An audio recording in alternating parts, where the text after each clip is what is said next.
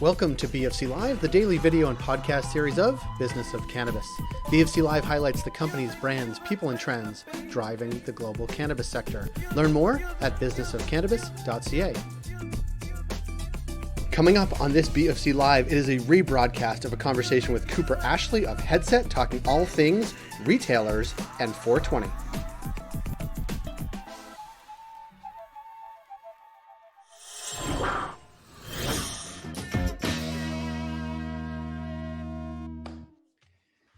Thank you, Blaine. It's my pleasure to welcome Cooper. Cooper, thanks for being here. It's great to be here. Thanks for having me.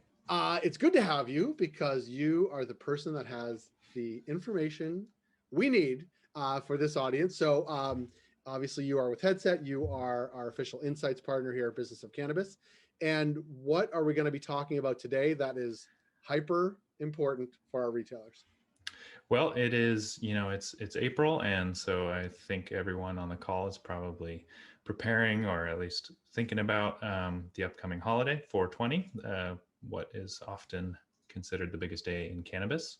And we at Headset recently did a webinar on how to prepare for 420 and actually got some questions during that webinar that I wanted to address today. And so one of the big questions was, how did different markets respond to the holiday last year?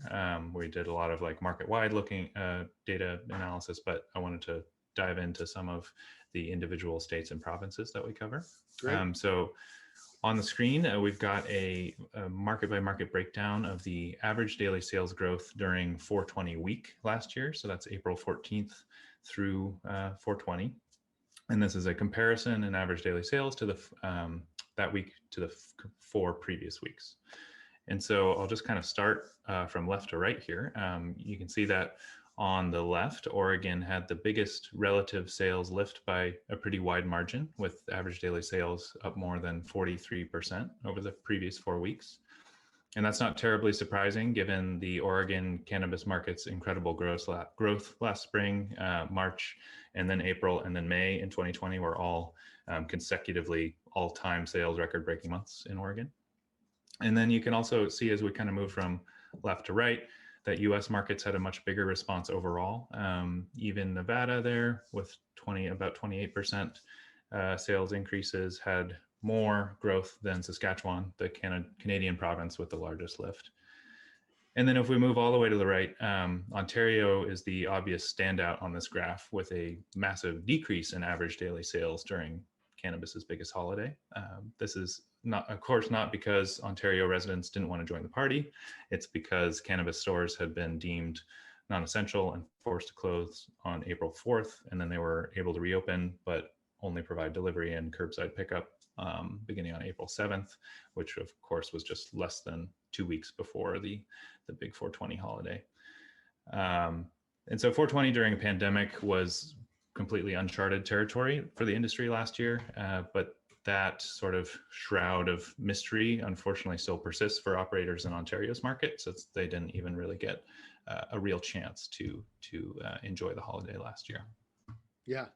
And as someone who was here in Ontario last April, those were really challenging times just to even understand what was open, what was closed, what you could get, what you couldn't get, how to get it. And even some of the retailers I know, we were talking to them in real time, didn't have e-com set up or delivery set up or curbside set up. And it was a really challenging time, but it is encouraging, I think, to see the left side of the graph in more established places. It is a big lift. Yes, it is absolutely. Every year that we've been tracking cannabis sales, 420 has been the biggest day of sales each year. And you say day, but I actually want to ask you, because you're tracking, this is a week, so the weeks leading up relative to the weeks prior to that. Is there a reason why we're looking at the week as opposed to the day? Yeah, a couple reasons. First and foremost is last year 420 fell on a Monday. This year it falls on a Tuesday. So it's really, really important as a retailer to prioritize starting your 420 celebrations, your promotions, your any events you're having during the weekend leading up to 420, because while last year, 420 Monday was still the biggest day of sales during that week. It wasn't that much bigger than Friday and Saturday leading up to it. And so if you're a retailer who's planning on doing everything on 420 itself and ignoring that previous weekend, you're probably going to miss out on some chance for additional revenue or additional promotions. Yeah. And thinking exactly about that, I mean, in your perspective and what you see across states and provinces and other markets, like what does a successful game plan look like for 420 sales? Is there like a tried and true way, or is it like getting to know your customers and understanding what they want? I would definitely say, yeah, there's quite a few different ways to answer that question, but getting to understanding your own customer base is really important, because we do a lot of analysis of sort of customer segmentation. So the best customers that come into your shop, we would call them your champions. They're coming in all the time. They're buying a lot, and they're going to keep coming back. So like, for those customers, you don't really need to entice them in with like a huge discount or anything like that. They're ready to come spend money at your shop. So you might want to tailor a strategy to reward them for their loyalty by offering them an exclusive product or first access to a new brand or something like that. So you can tailor your different customer segments, your strategies to them differently. The other big thing I would think about is that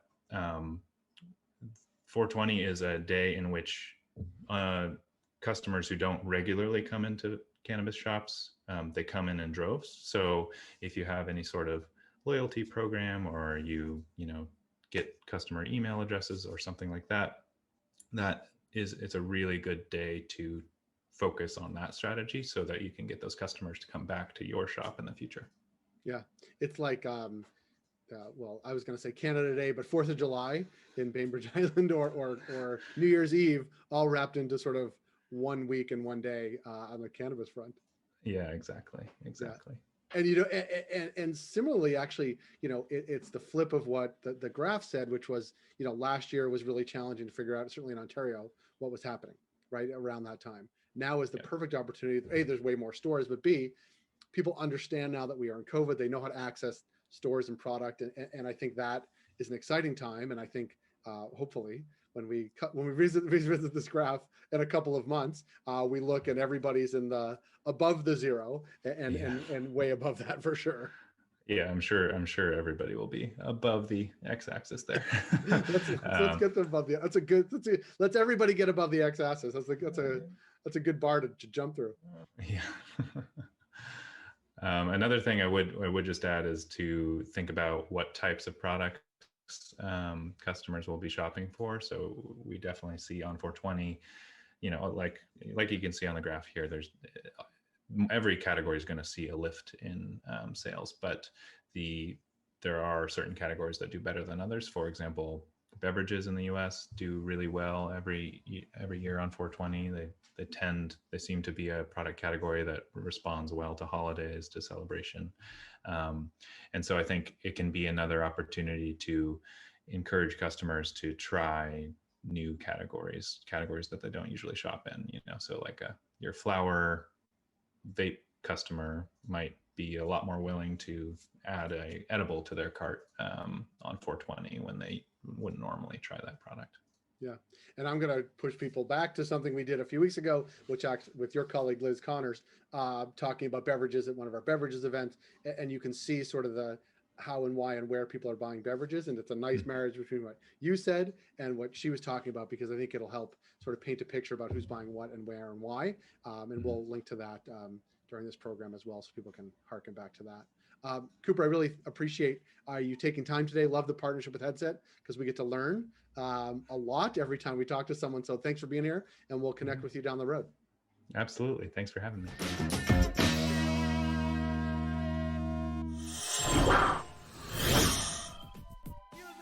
That was Cooper Ashley of Headset talking 420 and retailers. If you like this podcast, please rate it and review it wherever you heard it.